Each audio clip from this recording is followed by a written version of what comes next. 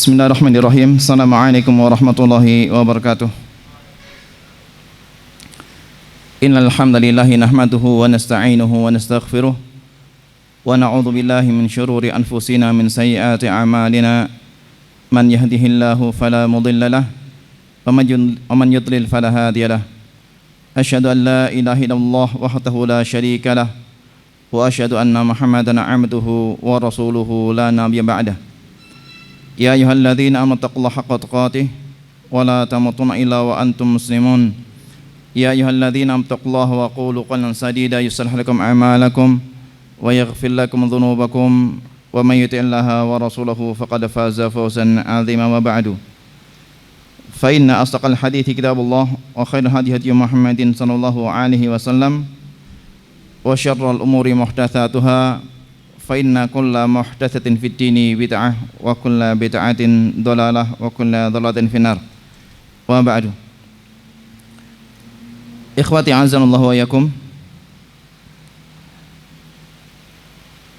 Kembali kita bermajelis pada kesempatan yang berbahagia ini dan senantiasa kita mengingatkan diri kita untuk terus bersyukur kehadirat Allah Subhanahu wa taala atas limpahan karunia dan anugerah yang diberikan kepada kita.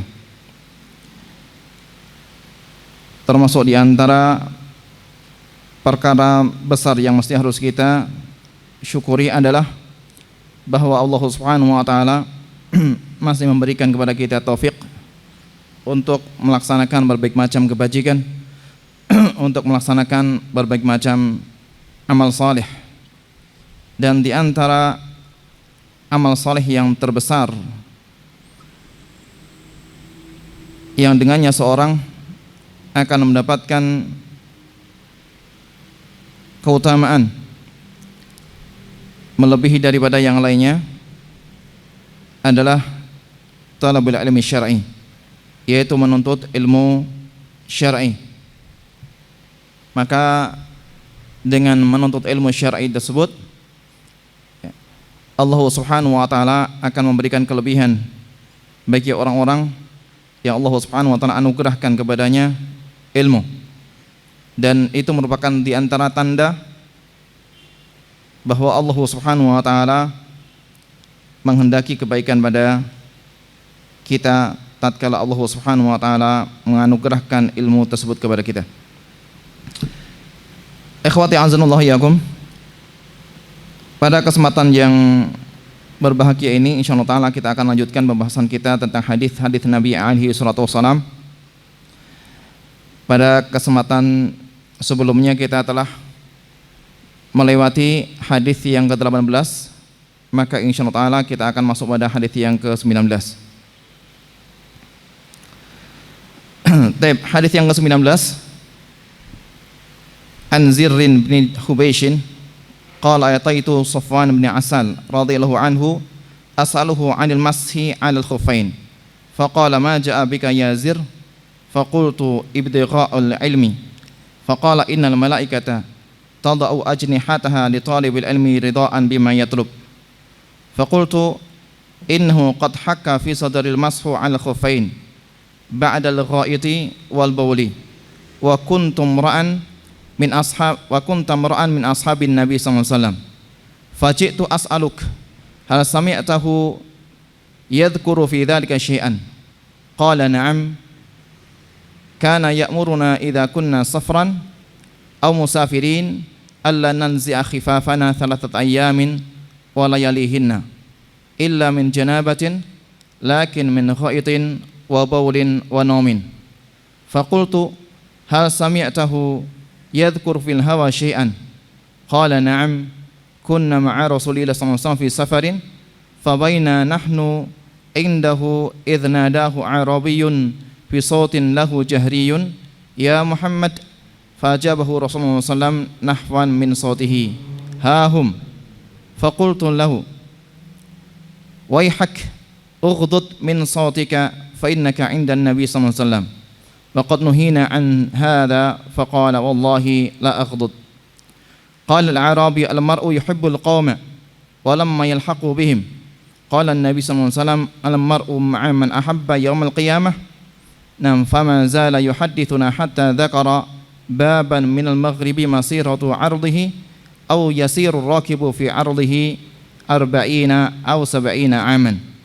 Qala Sufyan ahad ar-ruwati qibala asy-syam khalaqahu Allah ta'ala yawma khalaqa as-samawati wal arda maftuhan lit-taubati la yughlaqu hatta tatlu'a asy-syamsu minhu. Hadis ini diriwayatkan oleh Imam At-Tirmidzi dan yang lainnya yang derajatnya adalah hasan sahih. Ikhwati azanallahu iyyakum.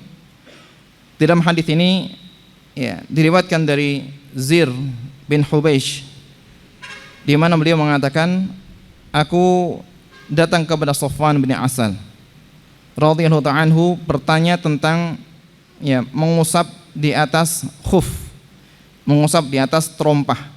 Ya, merupakan di antara cara ya dalam bertaharah, dalam bersuci. Ya, di antara cara dalam bersuci adalah mengusap di atas terompah. Nah, faqala ma ja'a bika Yazir. Ya. Kemudian Safwan bin Asal bertanya, apa yang menyebabkanmu datang wahai Zir? Maka beliau mengatakan, ibtighaul ilmi, aku mengharapkan ilmu. Faqala, maka Safwan bin Asal mengatakan, innal malaikata, sesungguhnya malaikat tad'u ajnihataha. Ya. Sesungguhnya malaikat mengempakkan sayapnya atau merendahkan sayapnya, meletakkan sayapnya li talibil ilmi ridhaan bima yatlubu. Ya. Bagi penuntut ilmu sebagai wujud ridha terhadap apa yang dia perbuat atau ridha terhadap apa yang dia tuntut. Ya. Jadi para malaikat itu merendahkan sayapnya, meletakkan sayapnya dalam rangka untuk ya sebagai tanda ridha terhadap apa yang dituntut oleh talibul ilmi. Faqultu, kemudian aku mengatakan, innahu qad hakka fi sadril mashu 'ala khuffain. Sesungguhnya ada keraguan dalam hatiku ya tentang mengusap ya di atas terompah ya setelah membuang hajat besar dan kecil. Wa kuntam ra'an min ashabin Nabi sallallahu alaihi wasallam. Sementara engkau adalah merupakan salah satu di antara sahabat Nabi alaihi salatu wasallam. Maka aku datang kepadamu bertanya, apakah engkau pernah mendengar Nabi alaihi salatu wasallam menyebutkan ya sesuatu tentang hal itu, ya tentang mengusap ya terompah di atas terompah? Qala, maka Safwan bin Asal mengatakan, iya. Dahulu Nabi alaihi wasallam memerintahkan kami apabila bersafar untuk tidak melepaskan terompah-terompah kami selama 3 hari 3 malam, kecuali karena junub. Ya, kecuali karena junub. Akan tapi karena buang hajat besar dan kecil, serta karena tidur. Faqultu, maka Zir mengatakan, aku bertanya, hal sami'tahu yadhkuru fil hawa syai'an? Apakah engkau pernah mendengar Nabi alaihi salatu wasallam menyebutkan ya sebagian daripada hawa, ya kecenderungan hati dan kecintaan hati? Qala, maka Safwan bin Asal mengatakan, na'am, iya. Ya, kami pernah bersama dengan Rasulullah SAW dalam suatu perjalanan, dalam sebuah safar. Fabaina nahnu indahu, tatkala kami bersama dengan Nabi SAW, tiba-tiba ada seorang badui, ia memanggilnya dengan suara yang keras, dengan suara yang lantang. Ya. Dia mengatakan, wahai Muhammad. Maka Rasulullah SAW menjawabnya dengan suara yang semisalnya. Ya. Ya, Rasulullah SAW menjawabnya dengan suara yang keras pula. Faqultu lahu, maka aku pun berkata kepada badui tersebut, kata Safwan bin Asal, waihak ukhdud min sautik, rendahkan suaramu karena sesungguhnya engkau berada di sisi Nabi alaihi salatu wasallam dan kita dilarang untuk mengeraskan suara ya, melakukan hal ini. Faqala, maka orang badui tersebut pun mengatakan, demi Allah aku tidak akan merendahkan suara. Qala Arabi, orang badui tersebut mengatakan, al-mar'u yuhibbul qauma, seseorang mencintai suatu kaum, walamma yalhaq bihim, akan tapi belum pernah bertemu dengan mereka. Taib. Maka Rasulullah SAW mengatakan kepadanya, al-mar'u ma'a man ahabba yaumil qiyamah. Sesungguhnya seseorang itu akan bersama dengan orang yang dia cintainya nanti kelak di hari kiamat. Senantiasa Rasulullah SAW ya mengucapkannya ya, hatta dzakara baban, hingga beliau menyebutkan satu pintu dari arah maghrib ya, masiratu ardihi, yang luasnya itu, atau ya seorang yang berkendara ya berjalan di dalam luasnya pintu tersebut selama 40 atau 70 tahun. Qala Safwan, maka Safwan salah seorang perawi, beliau mengatakan qibala Syam, ya di arah Syam, ya Allah Subhanahu wa taala menciptakannya pada hari Allah Subhanahu wa taala menciptakan langit dan bumi senantiasa terbuka ya untuk taubat dan tidak ditutup hingga matahari terbit dari barat. Nah, ikhwati azanallahu iyyakum ya, ini hadis yang mulia yang diriwayatkan dari Zir bin Hubeish, bahwa dia ya datang kepada seorang sahabat ya Safwan bin Asal radhiyallahu ta'ala anhu dalam rangka untuk menuntut ilmu. Jadi dia datang dengan tujuan yang sangat mulia, yaitu menuntut ilmu. Dan yang karenanya Allah Subhanahu wa taala mengangkat derajat orang-orang yang berilmu. Allah Subhanahu wa taala mengangkat derajat orang-orang yang berilmu di antara kita daripada orang-orang yang lainnya. Ya, di kalangan orang-orang yang beriman tentunya. Dan keutamaan orang yang berilmu itu seperti halnya keutamaan Rasul alaihi salatu wasallam di atas ya sahabat yang paling rendah. Ya. Jadi keutamaan orang yang berilmu itu layaknya seperti halnya keutamaan Rasul alaihi salatu wasallam ya di atas ya sahabat yang paling rendah. Ikhwati a'azzanallahu wa iyyakum. Maka orang yang berilmu itu lebih mulia daripada orang yang ahli ibadah ya. Orang yang berilmu itu lebih mulia daripada orang yang ahli ibadah. Taib. Ikhwati azanallahu iyyakum.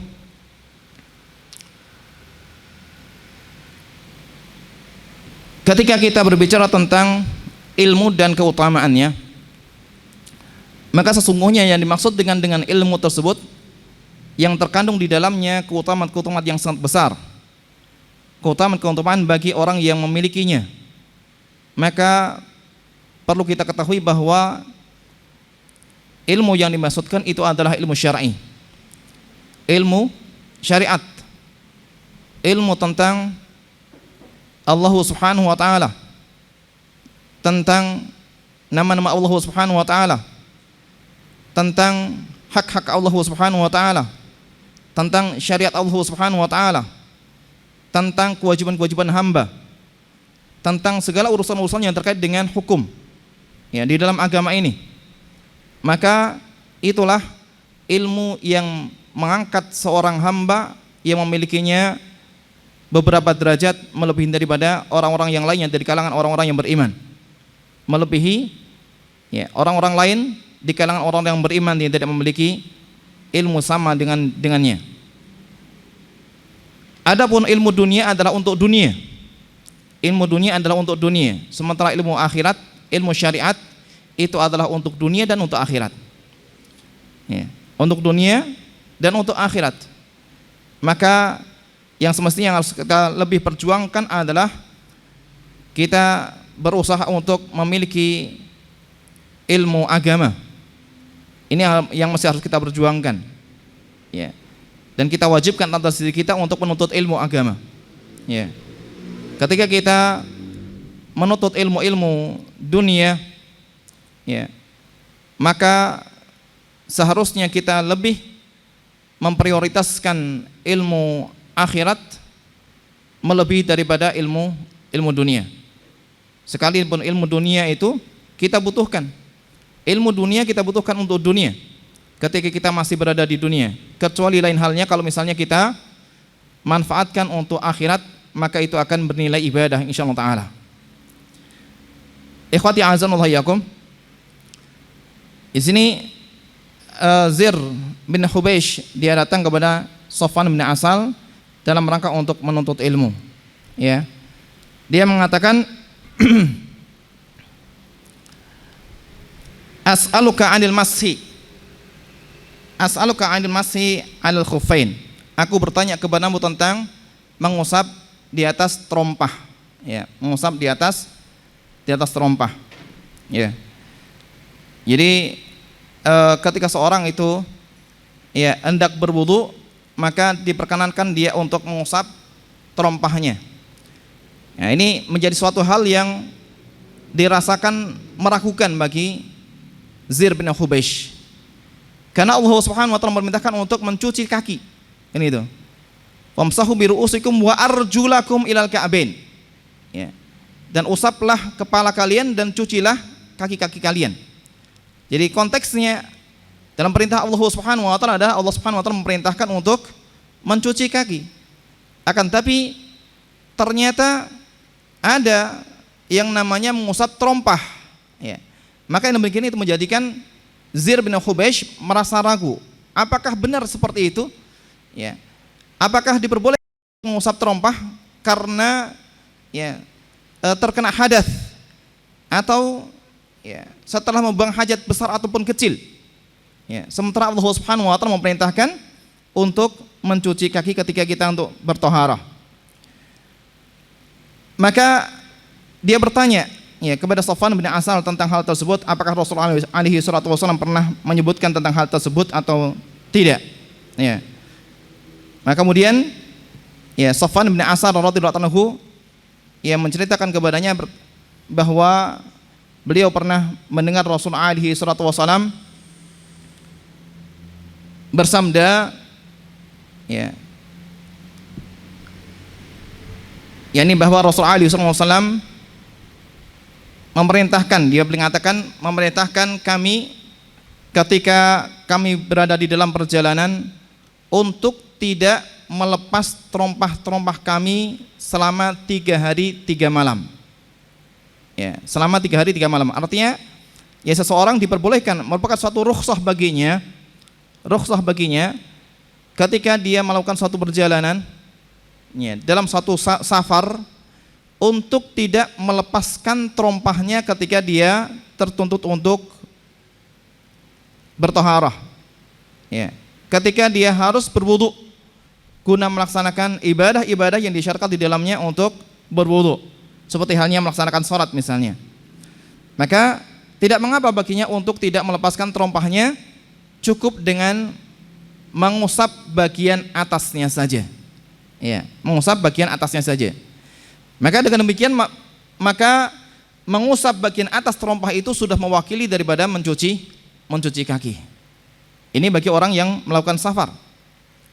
Adapun orang yang bermukim, maka diberikan rukhsah baginya untuk mengusap bagian atas terompah itu hanya 1 hari 1 malam. Ya, 24 jam diperbolehkan baginya untuk mengusap terompahnya. Ya. Jadi misalnya pagi hari ini jam 10 ya, mengusap, kemudian nanti melaksanakan sholat zuhur, kemudian nanti asar batal, maka diperbolehkan baginya untuk mengusap lagi. Ya, tidak perlu untuk dicuci kakinya. Ya, setelah berwudu dengan mengusap terompahnya, lalu melaksanakan sholat asar, kemudian belum batal, melaksanakan sholat maghrib lagi. Ya, ketika hendak melaksanakan sholat isya batal. Ya, ketika hendak melaksanakan sholat isya batal, maka diperbolehkan juga untuk lagi mengusap terompahnya ketika hendak berwudu.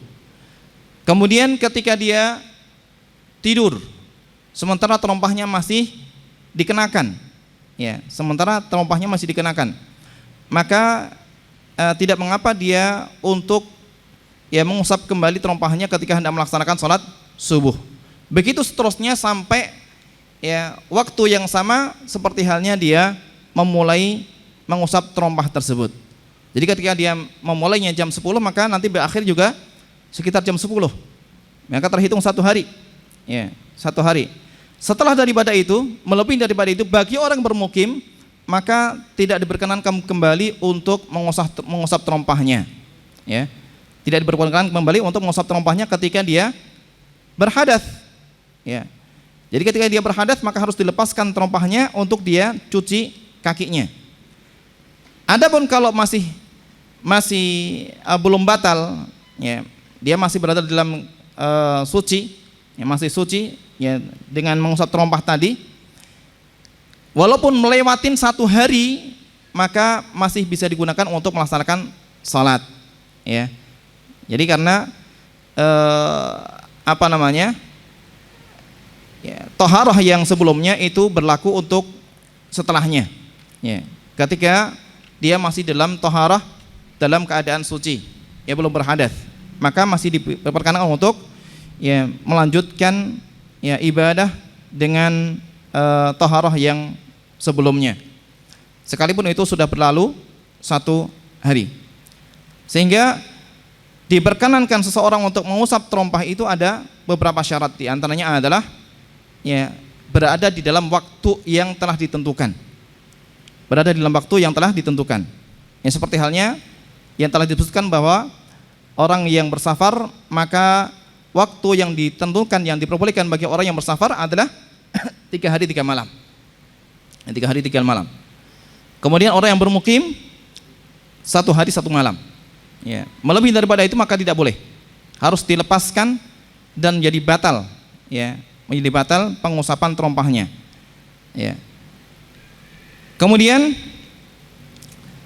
di antara syaratnya adalah bahwa dia tidak melepas terompahnya. Dia tidak melepas terompahnya. Di saat dia bersafar selama 4 hari, maka selama dia, ya, 3 hari itu, selama dia dalam safarnya, ya, mungkin 3 hari, ya, dia safarnya 4 hari, selama 3 hari itu dia tidak melepas terompahnya. Ya. Maka selama itu maka diberkenan baginya untuk mengusap terompahnya, bagian atas terompahnya ketika hendak berwudu. Tidak perlu untuk dicuci tangan kakinya, tidak perlu untuk melepas terompahnya.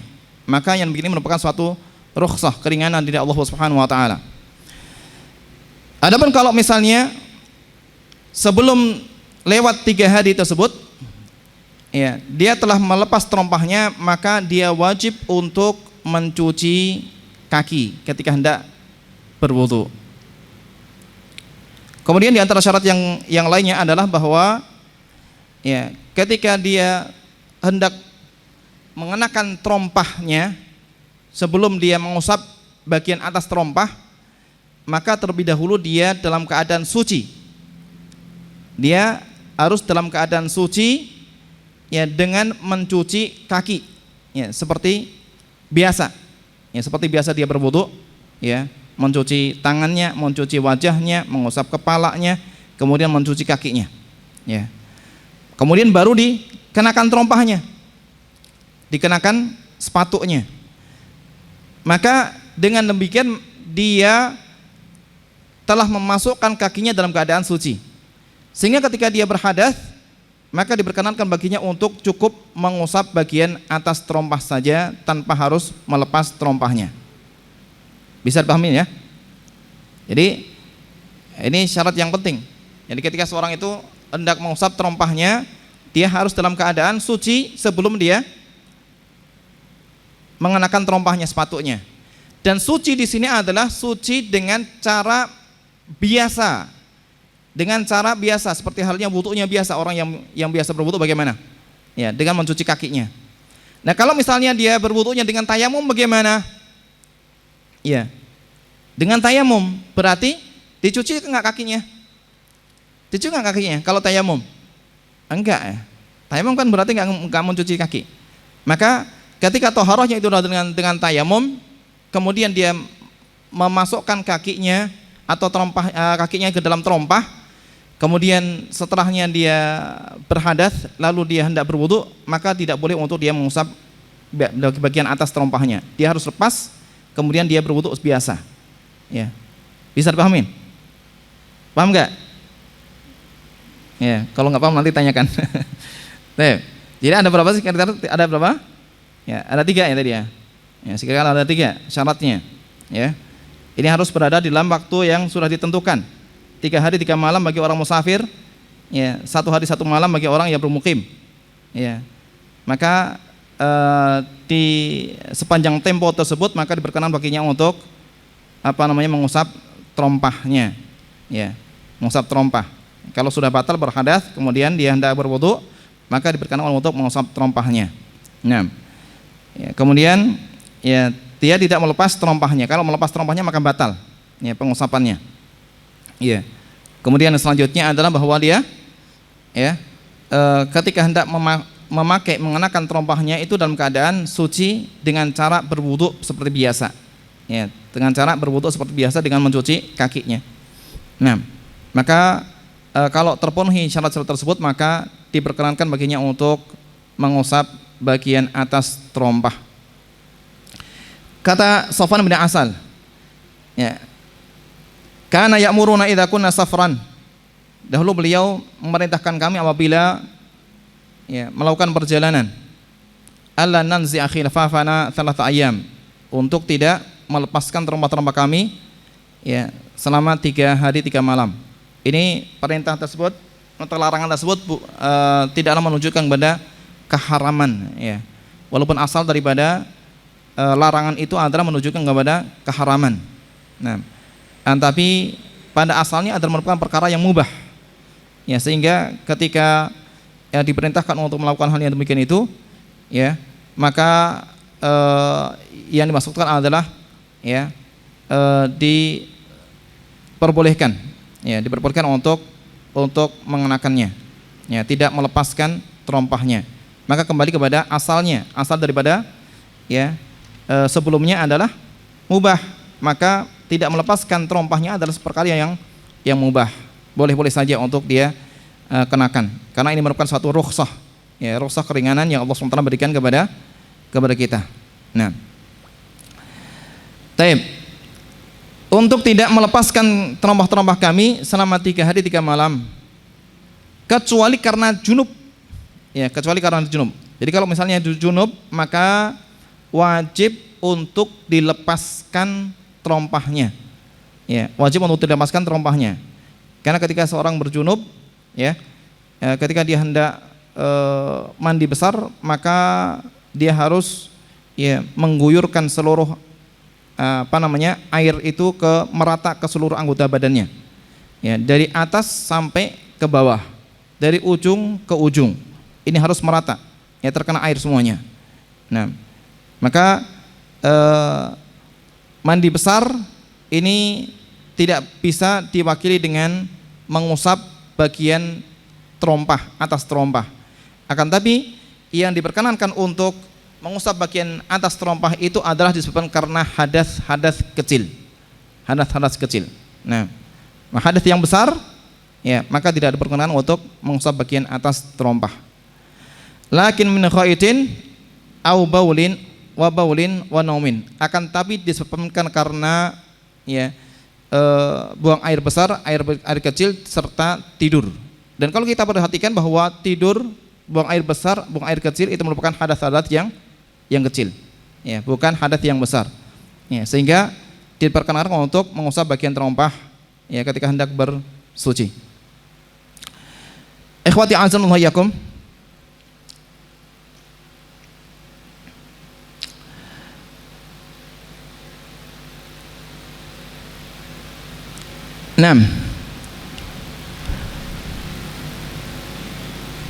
diriwayatkan dari Mughirah bin Syu'bah radhiyallahu ta'ala anhu bahwa beliau pernah bersama dengan Rasulullah SAW dalam suatu perjalanan, lalu Rasulullah SAW berwudu. Lantas Mughirah bin Syu'bah menundukkan ya kepalanya, membungkuk hendak melepaskan terompah Nabi SAW. Hendak melepaskan terompah Nabi SAW.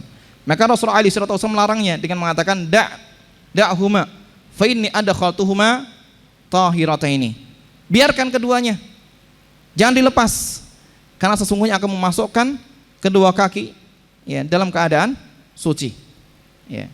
Maka dari hadis tersebut diambil istinbat bahwa syarat daripada ya diperbolehkan untuk mengusap bagian atas terompah itu adalah memasukkan kaki dalam keadaan suci, dan itu yang dilakukan oleh Rasulullah alaihi salatu wasallam.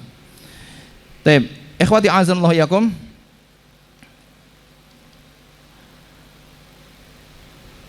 Nah, kemudian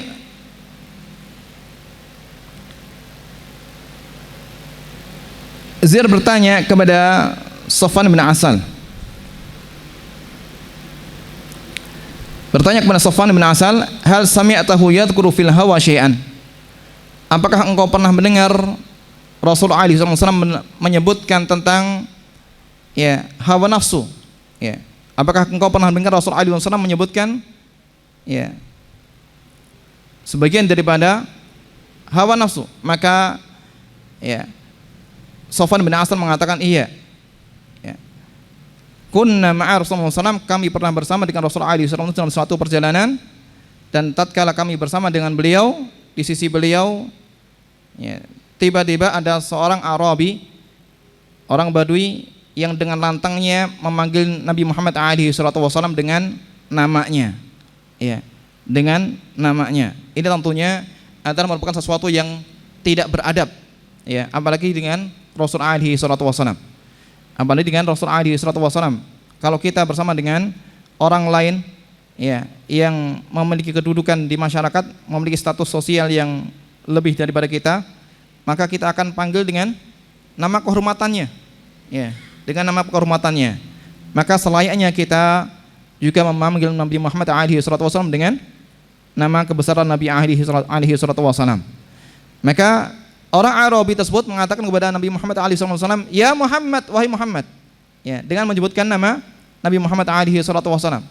Walaupun itu bukan merupakan suatu perkara yang haram untuk dilakukan, akan tapi ya menyelisih daripada adab yang selayak untuk dilakukan.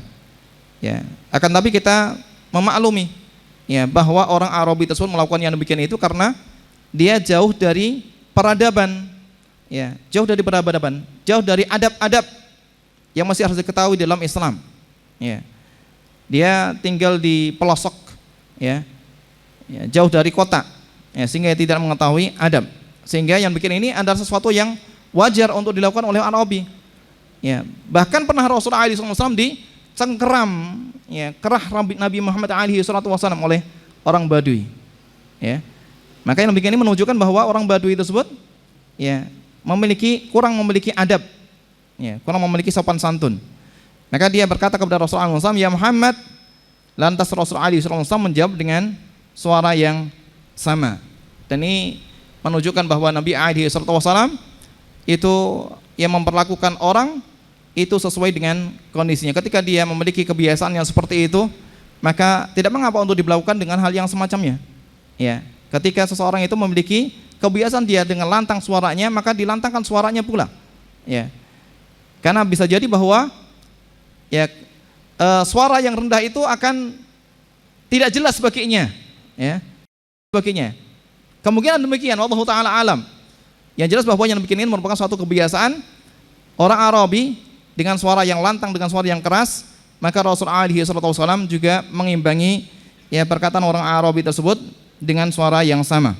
Nah, ikhwati azanallahu yakum, ya. Ketika kita melihat apa yang dilakukan oleh Safwan bin Asal, Zir bin Khubaysh, ya, di saat dia datang kepada Safwan bin Asal radhiyallahu anhu, ini ya menjelaskan kepada kita bahwa selayaknya bagi setiap muslim itu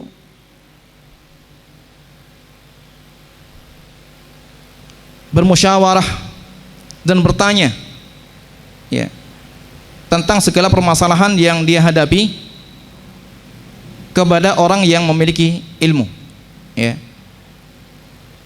Maka selayaknya bagi setiap orang dalam segala permasalahan yang dia hadapi, yang dia pikirkan, yang dia alami, dia konsultasikan dan dia tanyakan kepada orang yang berilmu. Ya. Ketika ada sesuatu yang terbetik dalam hatinya tentang sesuatu, maka dia untuk menghilangkan syubhat di dalam dirinya, kerancuan yang mungkin akan menghalangi dia dari memahami perkara yang benar, maka setelahnya dia mendatangi orang yang lebih berilmu daripadanya untuk bertanya tentang permasalahannya. Maka itulah yang dilakukan oleh Zir ibn Hubeish. Baik. Ikhwati azanullah yakum. Kemudian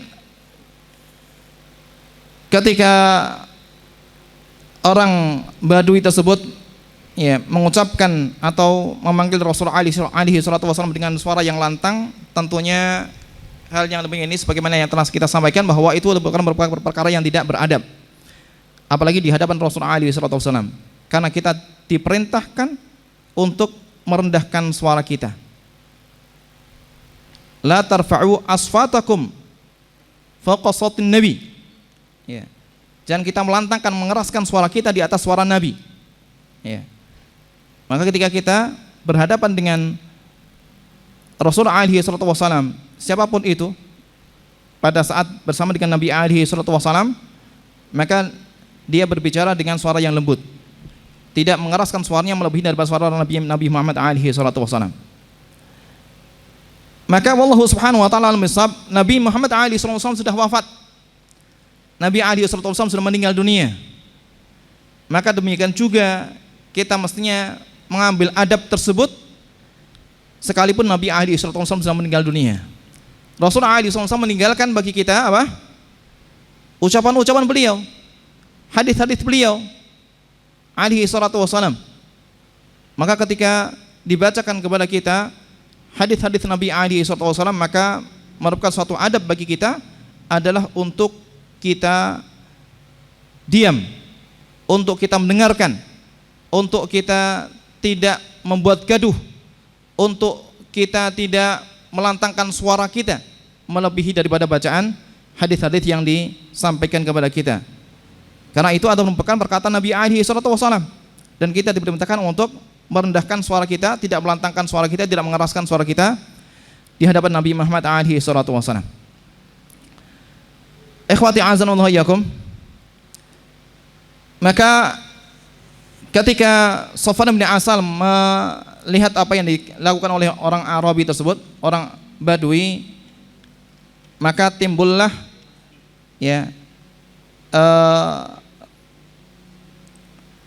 sifat dia untuk mengingkari kemungkaran yang dilakukan oleh Arabi.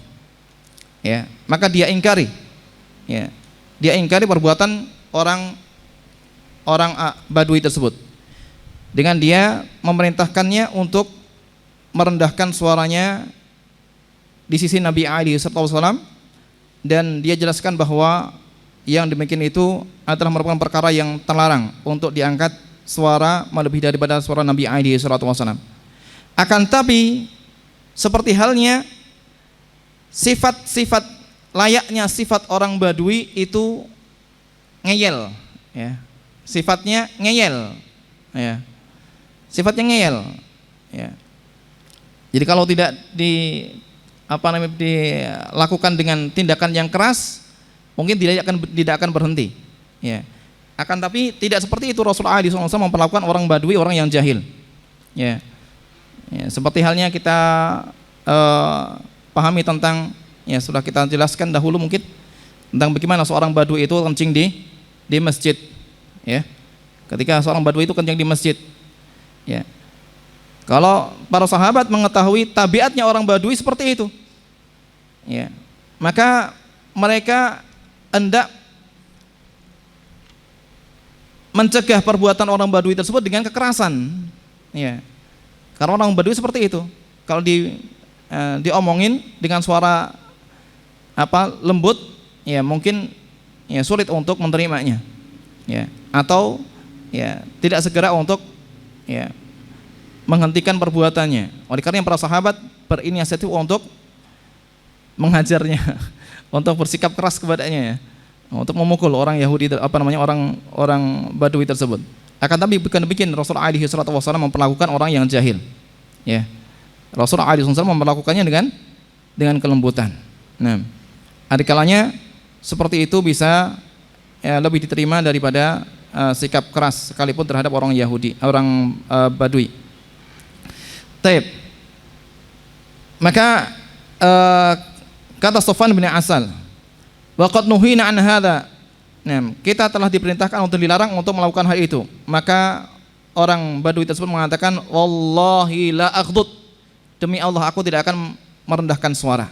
Ya, sudah dilarang, sudah dikatakan, dijelaskan bahwa itu adalah perkara yang dilarang, tidak boleh, haram hukumnya.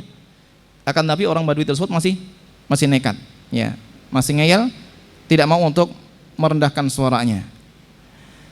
Kemudian ikhwati a'azanallahu yakum, akan tapi ya, kedatangan orang-orang Badui kepada Rasulullah alaihi salatu wasallam itu merupakan suatu faidah, membawa faidah yang besar.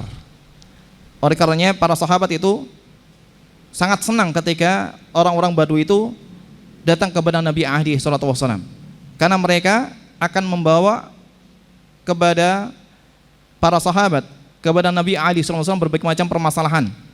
Dia akan mengajukan pertanyaan-pertanyaan kepada Rasulullah SAW sehingga Rasulullah SAW menjawab pertanyaan-pertanyaan mereka, sehingga para sahabat radhiyallahu anhum mendapatkan faidah daripada pertanyaan-pertanyaan yang diajukan oleh orang-orang Badui. Baik. Seperti hal yang dilakukan oleh orang Badui ini, di mana dia mengatakan al-mar'u yuhibbul qauma wa lam yalhaqu bihim. Seseorang itu mencintai satu kaum, akan tapi belum pernah dia bertemu dengannya, belum pernah dia bertemu, berjumpa belum pernah, ya. Paling juga mendengarnya saja, melihatnya juga belum pernah, ya. Apalagi berjumpa dengannya, ya. Cuman sekedar mendengar saja. Baik. Bagaimana yang begini itu? Ya. Ketika dia mencintai suatu kaum, akan tapi belum pernah melihatnya, belum pernah bertemu dengannya, ya. Atau bahkan belum menyamai perbuatannya seperti perbuatan yang dicintainya, ya. Orang yang dicintainya itu belum bisa disamai, ya, keutamaannya, ya. Paham ya? Jadi kalau kita bercinta kepada seseorang dan seseorang itu merupakan orang yang memiliki keutamaan di sisi Allah Subhanahu wa taala, memiliki keutamaan di dalam agama ini, ya. Sementara dia adalah orang yang biasa, ilmunya juga pas-pasan, ya, amalannya juga tidak seberapa, akan tapi dia cinta kepada orang yang berilmu, cinta kepada orang yang saleh, cinta orang yang memiliki keutamaan, ya. Jadi dia belum bisa menyamainya. Maka kata Rasulullah SAW, almar'u ma'aman ahabba yaumal qiyamah. Kata Rasulullah SAW, seseorang itu akan bersama dengan orang yang dicintainya pada hari kiamat, ya. Seseorang akan bersama dengan orang yang dicintainya nanti di hari kiamat. Ikhwati azanallahu yakum, ini merupakan suatu rahmat dari Allah Subhanahu wa taala, di mana seseorang yang keutamaannya lebih rendah itu sangat memungkinkan sekali dia akan bersama dengan orang yang memiliki keutamaan yang lebih tinggi daripadanya nanti kelak di akhirat pada hari kiamat. Nah, ini merupakan suatu keutamaan yang besar, rahmat dari Allah Subhanahu wa taala, kasih sayang dari Allah Subhanahu wa taala, kemudahan yang Allah Subhanahu wa taala berikan kepada kita. Dan tentunya ini membutuhkan kepada bukti, ya, membutuhkan kepada bukti. Jadi ini merupakan suatu kabar gembira bagi kita kaum muslimin, tatkala kita menyatakan bahwa diri kita cinta kepada Rasulullah Muhammad alaihi salatu wasallam. cinta kepada para sahabat khulafa ar-rasyidin,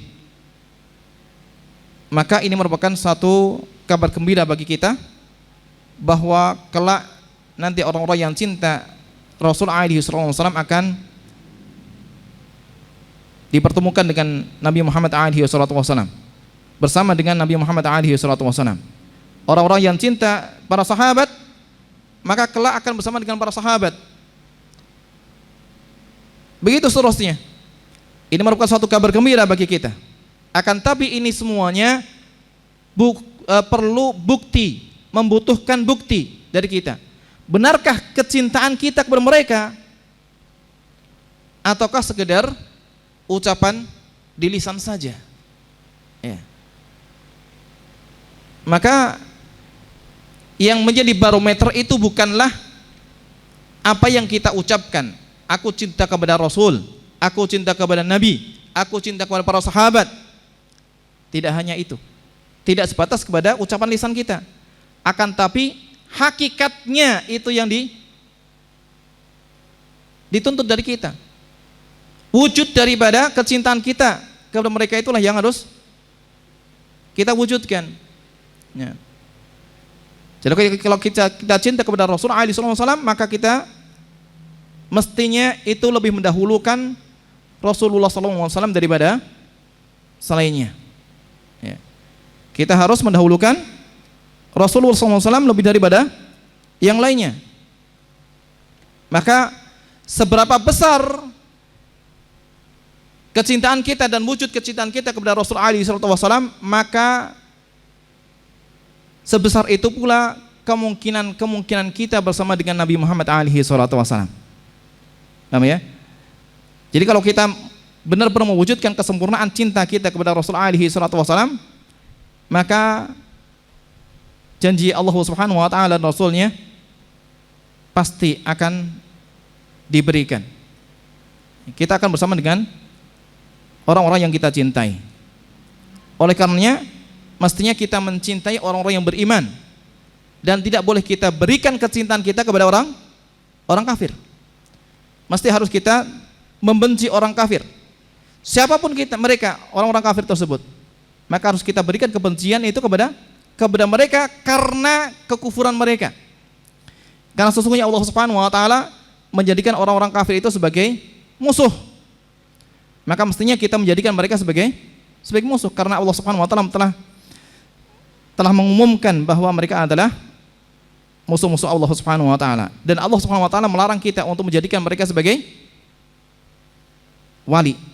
Ya, orang-orang kita yang kita cintai. Ikhwati a'azanallahu iyyakum. Allah Subhanahu wa taala melarang, ya ayyuhalladzina amanu la tattakhidhu aduwwi wa aduwwakum awliya. Ya ayyuhalladzina amanu la tattakhidhu aduwwi wa aduwwakum awliya.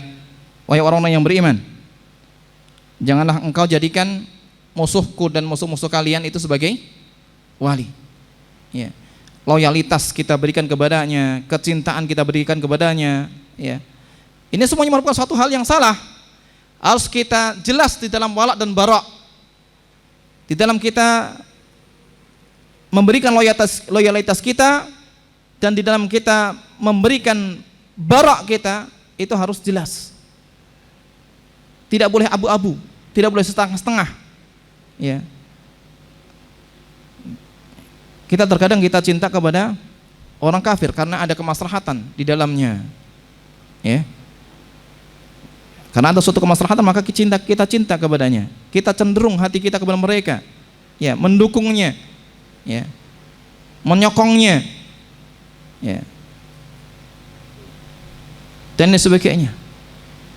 Maka ini menunjukkan bahwa wala dan bara kita ini tidak jelas. Ya. Maka loyalitas yang harus kita berikan secara sempurna adalah kita berikan kepada Allah dan Rasulnya dan orang-orang yang beriman. Ikhwati a'azanallahu iyyakum.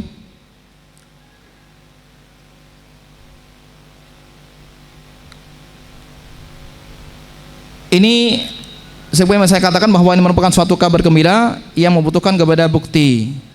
Ya, ada sebuah Batham mengatakan kullun yadda'i waslan bi Laila wa Laila la tuqiru lahu bidzalik. Semua itu merasa memiliki hubungan dengan Laila, sementara Laila itu tidak mengakui hal itu. Ya. Sementara Laila tidak mengakui hal itu. Maka ketika air mata itu menetes, mengalir, ketika air mata mengalir, maka nampaklah jelas siapakah orang yang menangis dan siapa orang-orang yang pura-pura menangis. Paham ya maksudnya? Ini artinya bahwa antara satu dengan yang lainnya yang mengklaim bahwa dia satu hal, maka dia memerlukan bukti. Ya, ketika sudah jelas, ya, bukti dia datangkan, maka nampaklah bahwa dia adalah orang yang benar atau yang salah. Dia orang yang jujur ataukah dia berbohong. Ya. Itu dengan apa? Dengan bukti. Jelas. Ya. Ikhwati azamullah yakum. Maka wujud daripada kecintaan kita kepada Rasul alaihi wasallam di antaranya adalah kita tidak melakukan perkara-perkara yang baru yang menyelisihi perintah dan larangan Rasul alaihi wasallam. Ya. Ini merupakan di antara wujud kecintaan kita kepada Rasul alaihi wasallam. Kita tidak mengadakan suatu perkara dalam agama ini. Karena ketika kita mengadakan suatu perkara di dalam agama ini secara langsung ataupun tidak, secara kita sadari atau tidak kita sadari, maka seolah-olah kita menuduh bahwa Nabi Muhammad SAW belum menyempurnakan atau belum menyampaikan seluruh agama ini. Ya. Jadi belum semuanya yang disampaikan oleh Rasul SAW. Ada sesuatu yang kurang, ada sesuatu yang belum disampaikan oleh Rasul SAW. Atau kita mengklaim bahwa diri kita ini lebih baik dari Nabi Muhammad SAW. Ya. Dan tidak ada yang baik di antara kedua hal itu. Ya.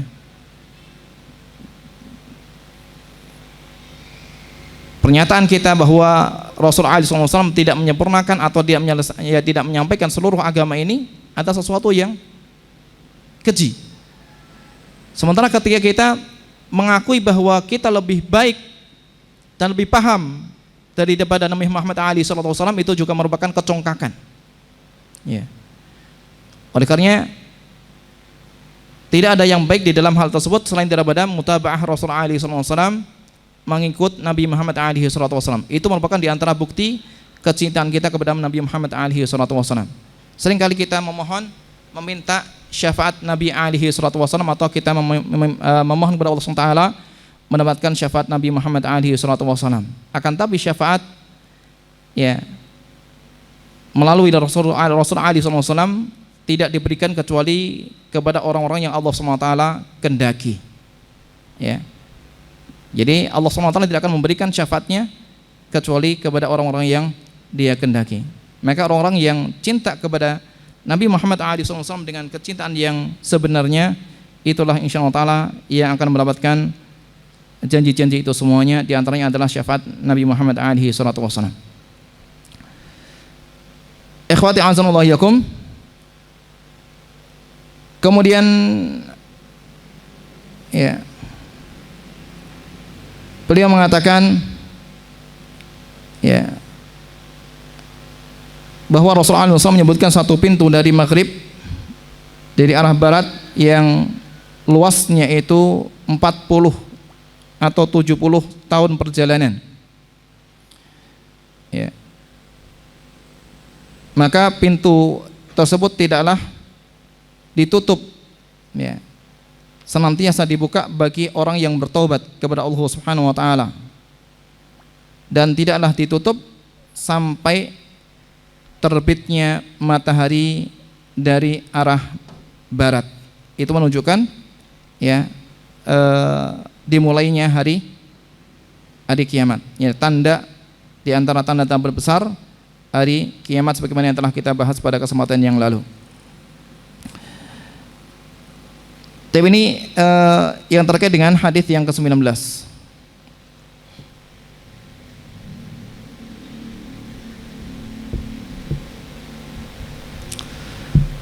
Kemudian kita masuk pada hadis yang ke-20. Hadis yang didapatkan dari Abu Sa'id Sa'ad bin Malik bin Sinan Al-Khudri radhiyallahu anhu,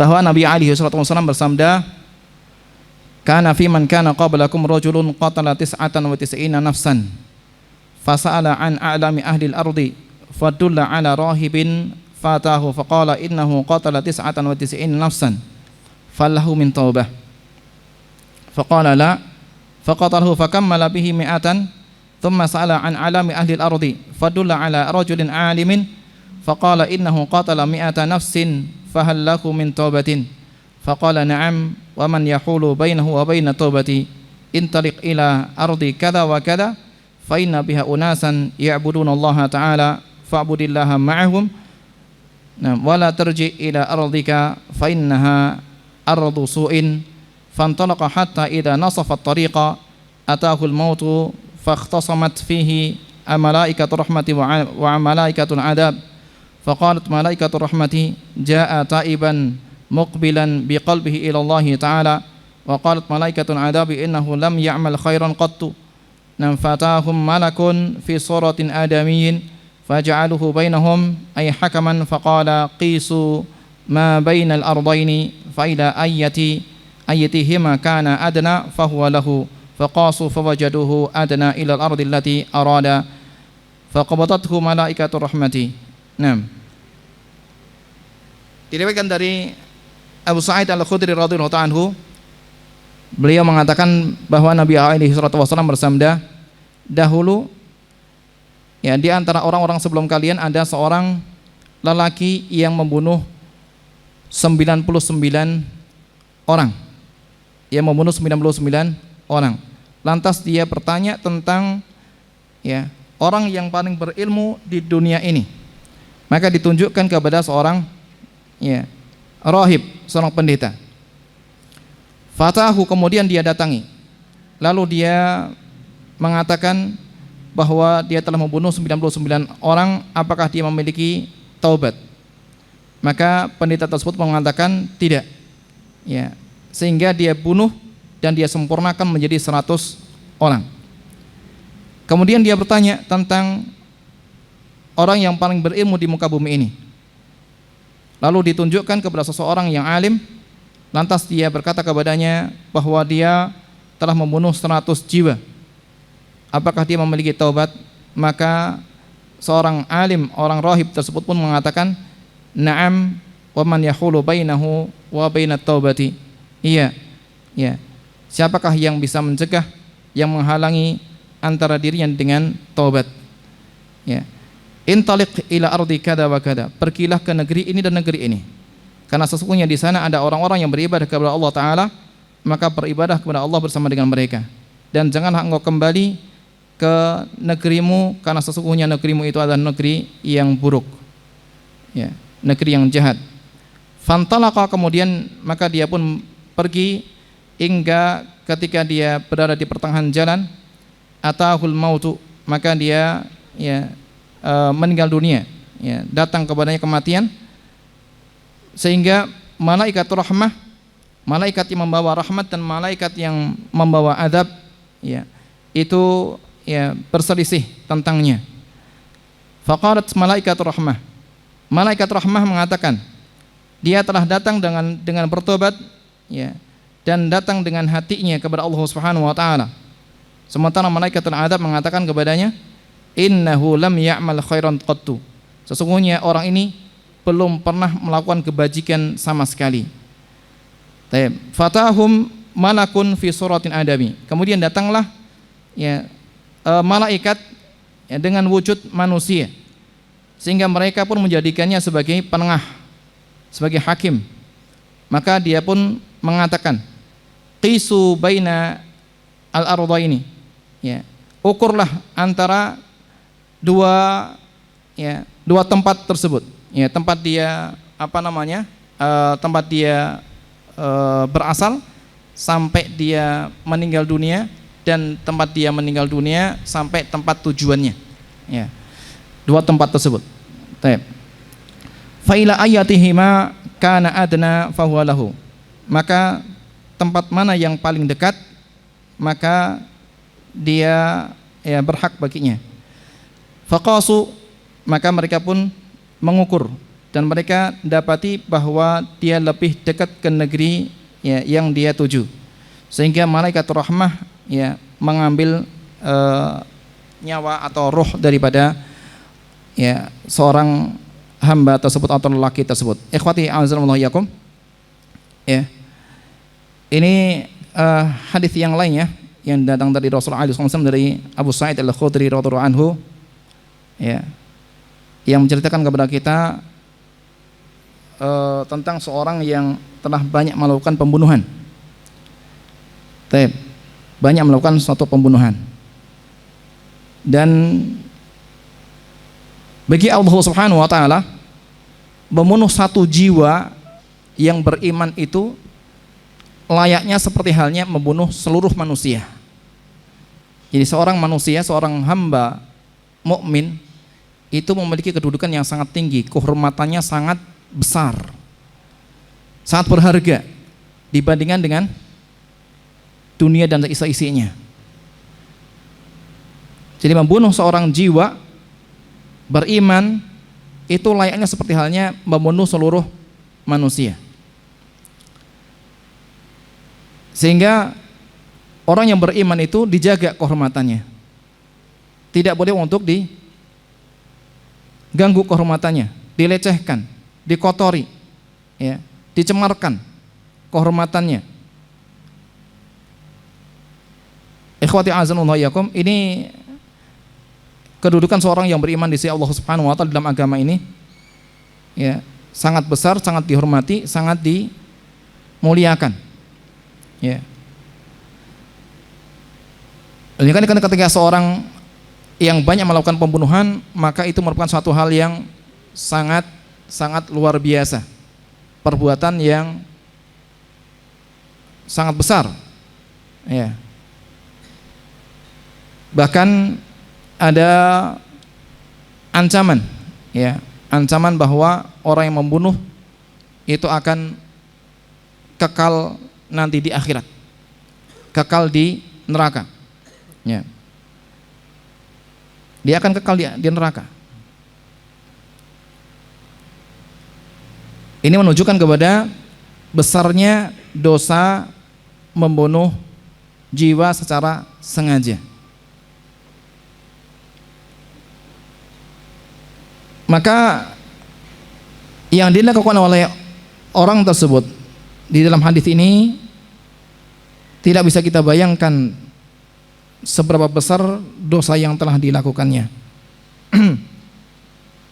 Akan tapi ada niatan yang kuat di dalam hatinya untuk bertobat kembali kepada Allah Subhanahu wa taala, sehingga dia berusaha untuk mencari orang yang memberikan pencerahan kepadanya. Dan itu yang seharusnya dilakukan oleh seseorang ketika dia mendapati suatu permasalahan, dia datang kepada orang yang memberikan pencerahan kepadanya. Akan tapi tentunya dia harus datang kepada orang yang benar, datang kepada orang yang benar, sehingga benar-benar yang didapatkan adalah pencerahan, bukan bertambah keruh, bukan bertambah keruh pikirannya, tambah kalut, tambah kusut, tambah putus asa. Akan tapi dibangkitkan harapan-harapan pada dirinya. Itu yang seharusnya.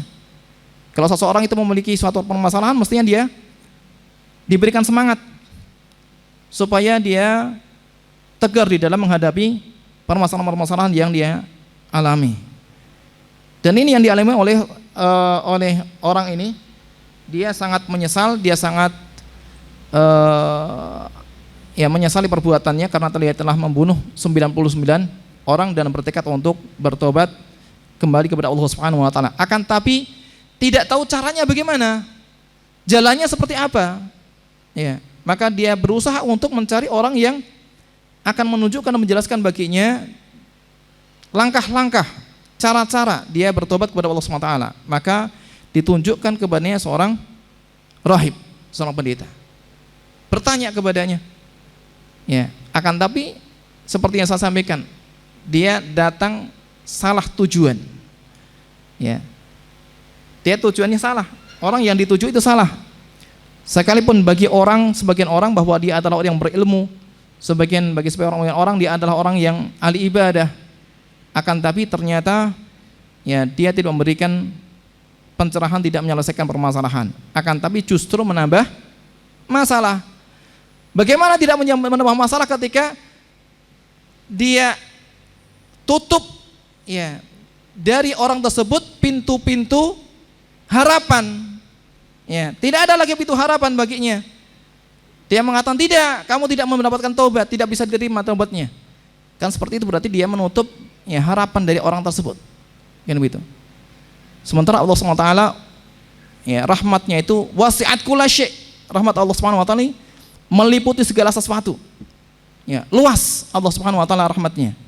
Bahkan di dunia ini rahmat Allah Subhanahu wa taala tidak hanya diberikan kepada orang mukmin. Ya, tidak hanya orang mukmin saja yang mendapatkan rahmat Allah Subhanahu wa taala, akan tapi semua orang kafir pun juga mendapatkan rahmat Allah Subhanahu wa taala. Belas kasih Allah Subhanahu wa taala, kasih sayang Allah Subhanahu wa taala ketika di dunia.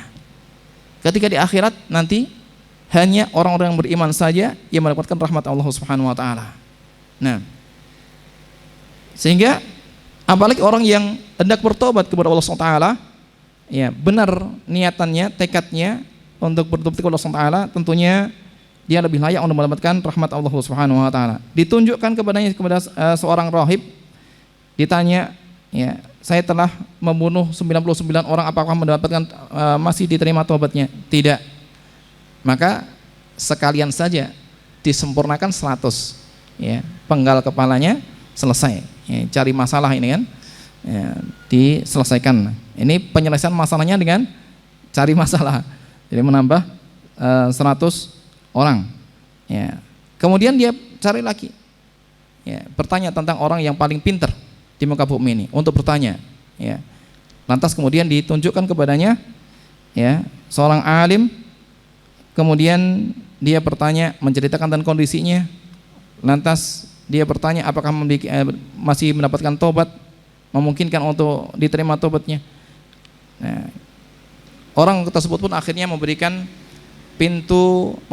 pintu harapan, ya, membangkitkan harapan-harapan bagi orang tersebut dengan mengatakan tidak ada yang menghalanginya dari bertobat kepada Allah Subhanahu wa taala. Lantas dia tunjukkan kepadanya ya tempat yang harus dia tuju supaya dia bisa merealisasikan daripada tobatnya, tobatnya. Ikhwati azanallahu iyyakum, ini memberikan faedah kepada kita bahwa seberapapun besarnya perbuatan kesalahan yang dilakukan oleh seorang hamba, ketika dia bertobat kepada Allah Subhanahu wa taala, maka pastilah Allah Subhanahu wa taala akan menerima taubatnya. Sekalipun itu pelanggaran yang terkait dengan hak-hak Allah Subhanahu wa taala. Jangankan yang terkait dengan hak manusia, jangankan yang terkait dengan hak makhluk. Ya. Mendolimi ya tetangganya, jahil kepada orang lain, ya. Mengata-ngatain orang lain, ya. Mencemarkan nama baik orang lain dan lain sebagainya. Ya, ini terkait dengan hak-hak manusia. Maka dengan hak Allah Subhanahu wa taala, Allah juga masih memberikan pintu taubatnya. Allah Subhanahu wa taala masih menerima taubatnya. Ya, ketika seorang itu bertobat, benar-benar bertobat kepada Allah Subhanahu wa taala. Baik. Kemudian orang alim itu pun kemudian dia memberikan saran kepadanya, jangan engkau kembali ke negerimu, karena sesungguhnya negerimu itu adalah negeri yang jelek, yang buruk. Ya. Ikhwati azanallahu iyyakum, oleh karena ketika kita bertobat, ketika kita telah berhijrah, ketika kita telah meninggalkan suatu perbuatan atau meninggalkan suatu tempat atau apapun yang itu merupakan sesuatu yang buruk yang mesti harus kita tinggalkan, maka soyogianya bagi kita untuk tidak kita kembali kepadanya, tidak kita toleh, ya. Misalnya, anggaplah misalnya apa kita katakan sarana-sarana yang penuh dengan maksiat, ya, ibaratnya seperti misalnya, ya, contoh, walaupun itu tentunya tidak secara mutlak, ya, akan tapi sebuah contoh misalnya, ya, udah bertobat mengeluarkan perangkat yang menimbulkan kemaksiatan di dalam rumahnya, siaran televisi dikeluarkan sudah, karena ini tidak membawa kebaikan, ya,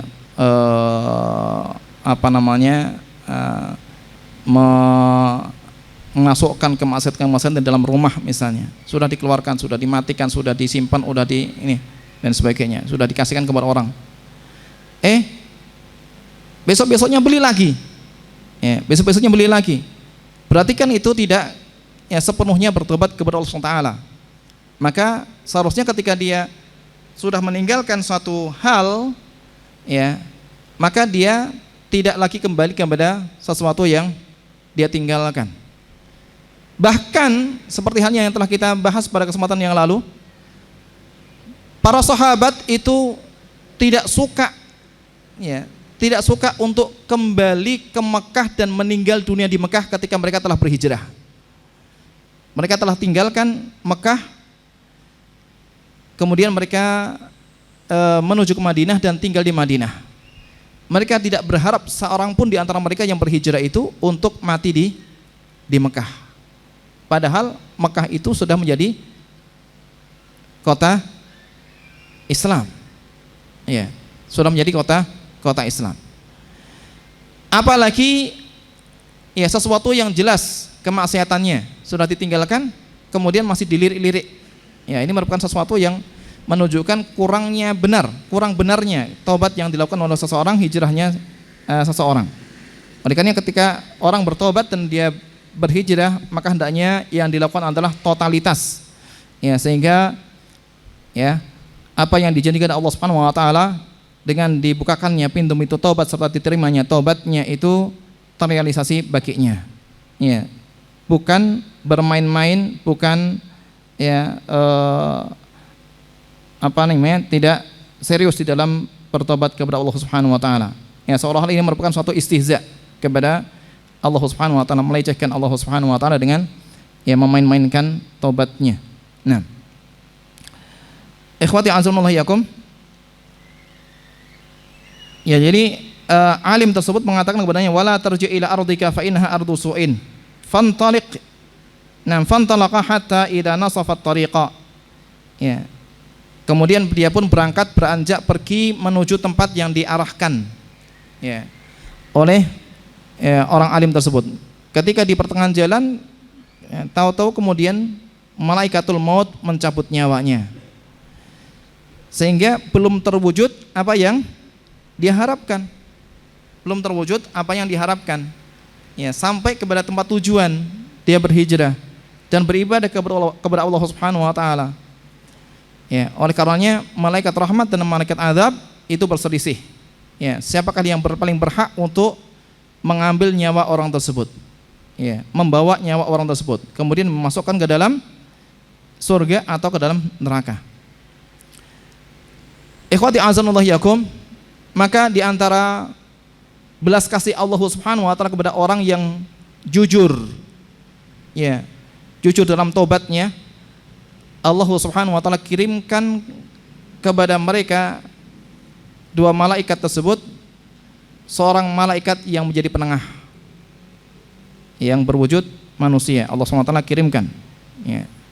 Kemudian menengahi antara keduanya, memberikan keputusan, silahkan ini diukur, ini emang paling dekat yang mana, Apakah dia lebih dekat kepada negerinya, ataukah dia lebih dekat kepada negeri dia berhijrah, tempat tujuan dia. Ikhwati a'azzallahu, disebutkan bahwa Allah Subhanahu wa taala memerintahkan kepada tanah, ya, tempat dia jarak antara dia meninggal dunia sampai ke tempat dia berhijrah, tujuan dia berhijrah, Allah Subhanahu wa taala perintahkan tanah tersebut untuk memendek. Ya. Jadi Allah Subhanahu wa taala perintahkan untuk memendek. Ya. Sehingga ketika diukur itu lebih dekat kemana? Tempat tujuan. Karena lebih pendek. Ya. Karena lebih pendek. Allah Subhanahu wa taala perintahkan untuk memendek. Ya. Sehingga dia lebih layak untuk dibawa oleh malaikat rahmat. Ikhwati a'azzallahu iyyakum, ini ya sekali lagi menunjukkan kepada rahmat Allah Subhanahu wa taala dan besarnya rahmat Allah Subhanahu wa taala kepada hambanya. Sekalipun orang tersebut belum pernah melakukan suatu kebaikan sama sekali kecuali taubat dia. Sekalipun dia belum pernah melakukan suatu kebaikan sama sekali, bahkan ibadah kepada Allah Subhanahu wa taala, apalagi ibadah kepada Allah Taala, ya, kecuali taubat dia, satu-satunya kebaikan yang dilakukannya. Ya. Bahkan di akhir daripada perjalanan dia tutup dengan ya, kriminal lagi, kejahatan lagi, dia bunuh ya, orang. Ya. Akan tapi karena besarnya ya, niatan dia dan benarnya ya, tekad dia ya, serta jujurnya ya, apa yang di dalam hatinya, maka Allah Subhanahu wa taala menerima taubat orang tersebut. Ikhwati a'azzallahu iyyakum, maka oleh karenanya ketika kita bertobat kepada Allah Subhanahu wa taala, hendaknya kita ya bertobat dengan sebenar-benar taubat. Ya. Ya ayyuhalladzina amanu tubu ilallahi taubatan nasuha. Ini yang diperintahkan Allah Subhanahu wa taala. Ya, kita diperintahkan untuk bertobat dengan taubat yang nasuha, dengan taubat yang sebenar-benarnya. Ya. Tidak hanya sebatas lisan kita bertobat, akan tapi harus kita penuhi ya syarat-syarat taubat yang telah kita sampaikan pada kesempatan yang lalu. Nah, ya, 11:30 ya. Barangkali ada pertanyaan, silahkan, ada yang tidak ditanyakan.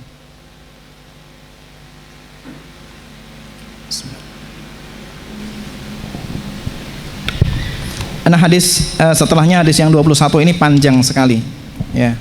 Bismillah. Assalamualaikum Ustaz.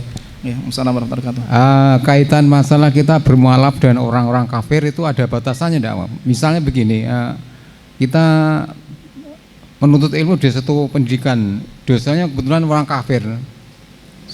Gimana itu sikap kita terhadap orang dosen tersebut? Pertama itu, yang kedua kaitan masalah kita menghormati orang mukmin, jangan kita kayak membunuh ya. Apakah itu termasuk orang yang ahli bidah tapi dia orang beriman? Apa termasuk semacam itu? Terima kasih. Assalamualaikum warahmatullahi wabarakatuh. Ya. Waalaikumsalam.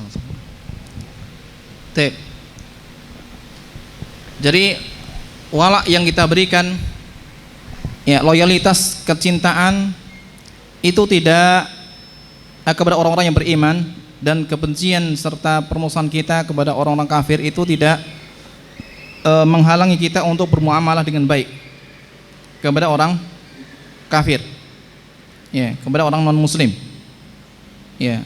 Maka Allah SWT memberikan perintah kepada kita untuk tidak menjadikan mereka orang-orang yang kita cintai menjadi wali-wali kita, orang-orang yang kita berikan loyalitas ya kepadanya, ya. Akan tapi Allah Subhanahu wa taala juga tidak melarang kita untuk berbuat adil kepada mereka, bermuamalah dengan baik kepada mereka, dan itu yang dilakukan oleh Rasul alaihi salatu wasalam. Jadi Rasul alaihi salatu wasalam dengan para sahabat radhiyallahu majma'in, ya, tidak ada seorang pun di antara mereka yang itu menzalimi orang-orang kafir. Bahkan sebagaimana kita ketahui bahwa orang-orang kafir itu kan tipenya macam-macam, ya, memiliki banyak jenis. Ya, orang-orang kafir itu tidak hanya satu jenis.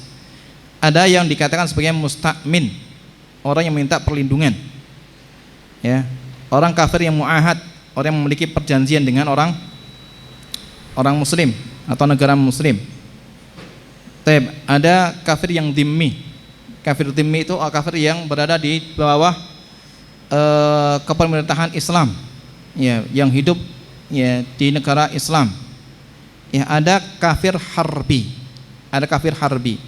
Ada kafir yang memusuhi orang Islam. Maka tiga macam kafir yang pertama itu kita bersikap baik kepada mereka, bermuamalah secara baik kepada mereka dalam batasan-batasan tertentu, ya, dalam batasan-batasan tertentu. Ya, ketika mereka telah melanggar aturan kita, ya, mencemarkan agama kita, maka pada saat itulah kita mesti harus menampakkan bahwa ya, kita berloyalitas kepada agama kita. Ya, kita memusuhi mereka ketika mereka memusuhi Islam, dan kita menghormati mereka ketika mereka tidak memusuhi Islam. Akan tapi jenis yang keempat ini kita perlakukan secara berbeda.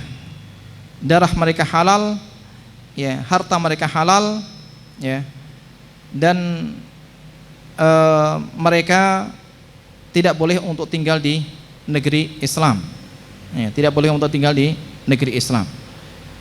Maka sekali lagi bahwa loyalitas yang kita berikan kepada Islam dan kaum muslimin itu tidak menghalangi kita untuk bermuamalah yang baik kepada mereka. Dan muamalah yang baik kepada mereka itu bukan berarti lantas kita loyal kepada mereka, tidak. Ya, kita memberikan hadiah kepada tetangga kita sekalipun dia adalah orang kafir, ya. Akan tapi hati kita tidak bersama dengan mereka. Ya. Hati kita tidak bersama dengan mereka. Kecintaan itu adalah terkait dengan hati. Nah, kecintaan terkait dengan hati. Ketika kita bermuamalah dengan baik kepada mereka itu tujuannya adalah bukan dalam rangka untuk mendapatkan kemaslahatan yang ada pada mereka, akan tapi kita mengharapkan mereka mendapatkan maslahat dari kita. Paham? Jadi mereka lah yang mendapatkan maslahat dari kita, bukan kita mendapatkan maslahat dari mereka. Kita tidak mendapatkan keuntungan dari mereka, justru ya kita berharap mereka dapat keuntungan dari kita. Dengan apa? Dengan simpatinya mereka kepada Islam. Ya, Masya Allah, ini orang Islam kok baik ternyata ya kepada saya. Padahal saya orang non Muslim, ya, tapi tidak mengganggu, menghormati, bahkan menjaga, ya, hak-hak saya, ya, dan sebagainya. Ini tetap, ya, suka memberikan hadiah kepada saya, mengunjungi saya ketika saya sakit, dan itu dilakukan Rasulullah SAW. Ya, Rasulullah SAW tidak menolak, ya, ketika mereka mengundang Rasulullah SAW untuk makan, didatangi oleh Rasulullah SAW. Ketika ada yang sakit, Rasulullah SAW mengunjunginya. Ya, itu tidak berarti bahwa Rasulullah SAW loyal kepada mereka. Ketika sudah harus ada kontra dengan Islam, maka tentunya kita tidak akan memihak kepada orang kafir, sekalipun orang kafir secara materi ini memberikan keuntungan kepada kita. Akan tapi kita tidak akan loyal kepada mereka, tidak akan memberikan kecintaan kita kepada mereka. Jadi bisa dibedakan, harus dibedakan antara muamalah yang baik kepada, ya, orang kafir dengan cinta kepada orang kafir. Ya, bermuamalah yang baik kepada orang kafir bukan berarti kita cinta kepada orang kafir. Dan cinta kepada seseorang mesti harus kita berbuat baik. Ya. Kita cinta kepada orang tua kita, maka kita harus berbuat baik kepada orang tua kita. Tidak mungkin kita merasa cinta kepada orang tua kita, akan tapi kita ya, kita tidak berlaku baik kepadanya, tidak taat kepadanya. Maka ini hanya sebatas ucapan saja apa yang kita katakan. Ya. Sebaliknya tidak kita samakan perbuatan baik kita kepada orang, ya, itu bukan berarti kita cinta kepadanya. Rasulullah SAW memperlakukan para tawanan itu dengan baik. Ya, kepada para tawanan itu musuh jelas. Ya, orang-orang kafir yang sudah menjadi tawanan, ya, di tangan kaum muslimin, ini diperlakukan dengan baik oleh Rasulullah SAW. Perlakuan yang baik. Apakah berarti cinta kepadanya? Tidak. Ini musuh jelas, memusuhi Islam. Ya, tapi tidak cinta. Tapi ketika dalam tawanan, sebagai tawanan, maka harus diperlakukan dengan yang baik. Ya, tempatnya yang baik, ya kan? Nggak boleh dilecehkan, ya, tidak boleh diganggu, ya. Kalau makan ya kasih makan, ya kayak gitu. Ya. Kalau dingin mungkin dikasih selimut, ya. Seperti itu. Nah, ini perlakuan yang baik harus kita bedakan. Kemudian yang kedua apa tadi?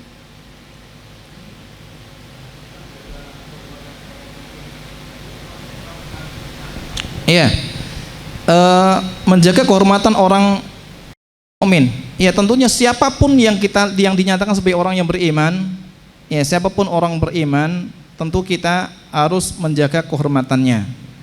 Ya, terus kita menjaga kehormatannya. Menjaga kehormatan orang yang beriman itu bukan berarti kita tidak boleh untuk menjelaskan kesalahan-kesalahannya. Paham ya? Jadi menjaga kehormatan orang beriman itu bukan berarti kita tidak menjelaskan kesalahan-kesalahannya. Kita menjelaskan kesalahan demikian dan demikian. Akan tapi soyokianya kalau orang tersebut bukanlah orang yang menyeru kepada kebid'ahannya, kepada kemaksiatannya, maka tidak kita sebut-sebut namanya. Ya, tidak kita sebut-sebut namanya. Karena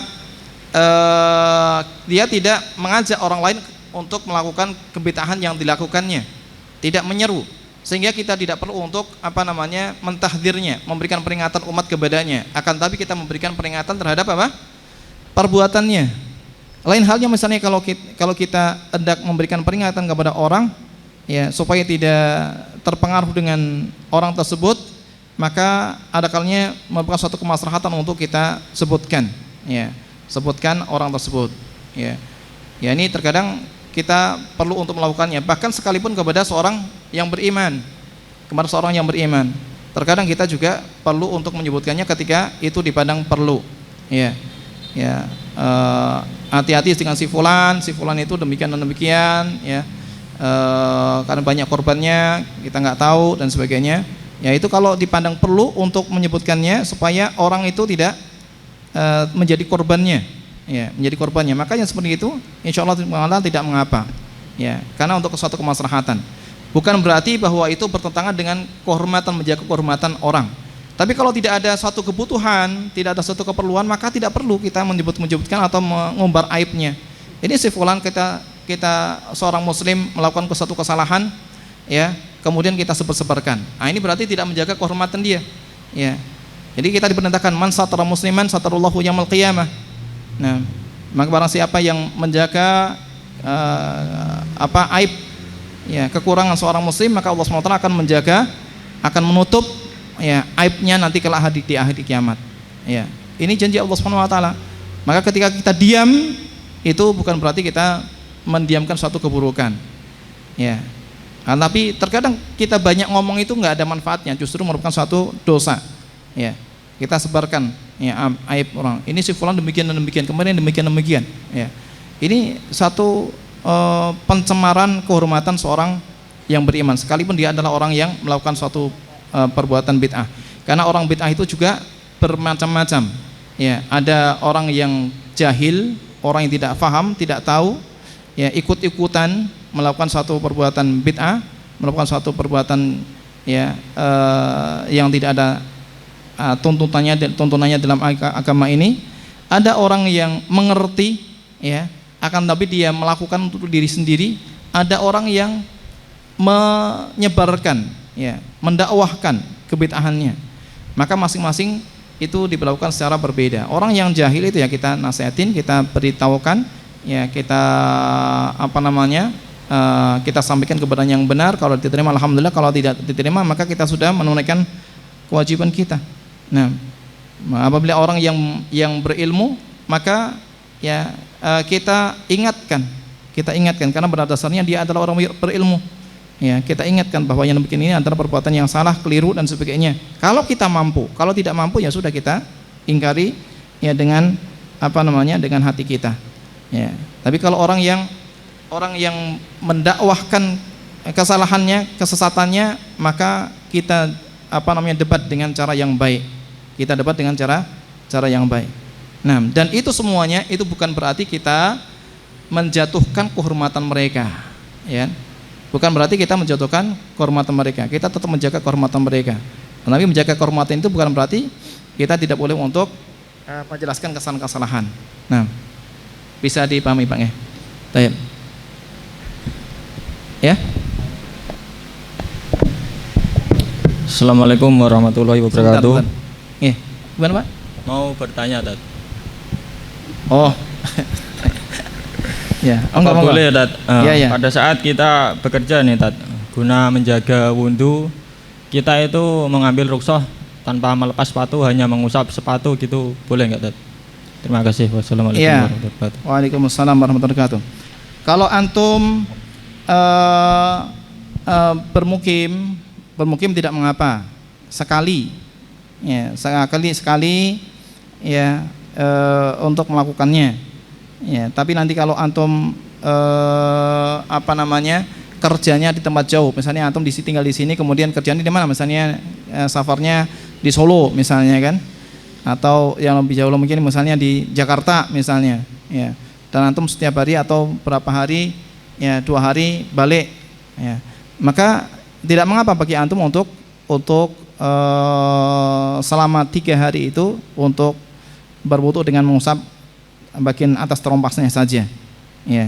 Jadi tidak terkecuali apakah dia itu sebagai orang yang nazil itu orang yang singgah, ya, bukan dalam perjalanan, ya, naik kendaraan, ya, akan tapi nazil, orang yang singgah, akan tapi dia masih sebagai hukumnya sebagai orang yang bersafar, ya.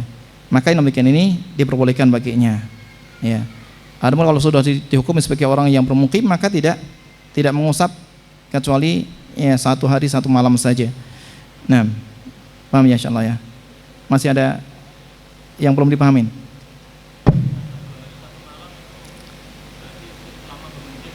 Selama dia bermukim, maka dia mengusapnya 1 hari 1 malam. Sekarang misalnya dan itu safar pun juga demikian. Jadi berulang-ulang. Setiap kali antum safar maka boleh. Ya, setiap antum safar boleh. Nanti antum balik lagi ke rumah, antum mengusap ya di rumah ya 1 kali selama antum bermukim di situ. Ya boleh. Nanti antum pergi lagi, ya bersafar lagi, boleh antum mengusap lagi. Gitu. Jadi tidak seumur hidup, ya. Kalau bersafar seumur hidup cuma 3 kali saja, enggak. Jadi setiap antum bersafar maka boleh untuk mengusap. Gitu. Demikian juga bermukim. Allah taala alam shawab.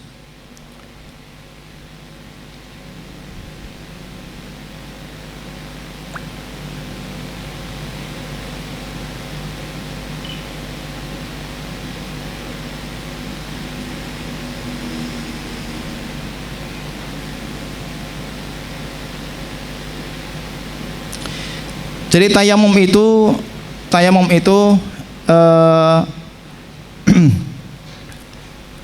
itu diperbolehkan ketika kita tidak mendapatkan air. Ya, ketika kita tidak mendapatkan air. Tidak mendapatkan air, yang pertama, air tidak ada. Kemudian yang kedua, ada air tapi kita khawatir kalau menggunakannya akan bermadarat, ya, akan bermadarat. Misalnya kita katakan alergi air misalnya. Kalau menggunakan air maka nanti akan pentol-pentol semuanya, ya, akan tambah parah, ya, sakitnya dan sebagainya. Maka yang demikian ini boleh untuk bertayamum. Yang kedua adalah ketika ada air akan tapi kita tidak bisa untuk mengambilnya, ya, tidak bisa untuk mengambilnya. Di dekat kita ada air, ada sumur, akan tapi cara ngambilnya bagaimana? Nggak ada timba, nggak ada tali misalnya, nggak ada tongkat untuk ngambil. Kalau nyemplung ya sudah bablas, gitu kan, nggak bisa naik lagi. Nah, mau berwudu di situ, ya maka nggak bisa, ya, maka kita bertayamum. Nah sekarang permasalahannya mungkin tidak kita untuk mendatangi tempat adanya air tersebut untuk kita berwudu. Nah, ini permasalahannya, memungkinkan atau tidak? Atau yang kedua, yang selain daripada itu adalah kita ada kekhawatiran ketika kita mengambil air. Ya, ada kekhawatiran. Misalnya seperti di hadapan kita itu ada sungai besar, luas, banyak airnya. Akan tapi di balik sungai itu ada misalnya hewan buas atau musuh yang mengintai. Ketika kita datang ke sana, kita khawatirkan kita akan menjadi korban. Nah, maka demikian ini perbolehkan bagi kita untuk bertayamum. Nah, permasalahan sekarang di sini tentang pertanyaannya, mungkin tidak kita untuk mengambil air wudhu sekalipun dengan masyaqqah, sekalipun dengan sedikit jerih payah. Ya, kalau memungkinkan maka harus kita mengambil air. Ya, kalau memungkinkan. Kalau misalnya tidak memungkinkan maka kita bertayamum. Ini dikembalikan kepada kondisinya. Yang lebih mengetahui adalah pelakunya, insyaallah demikian, yang mengalami kondisi tersebut. Nah, demikian Allah taala alam shawab. Nah, yang lain? Sudah. Bismillah.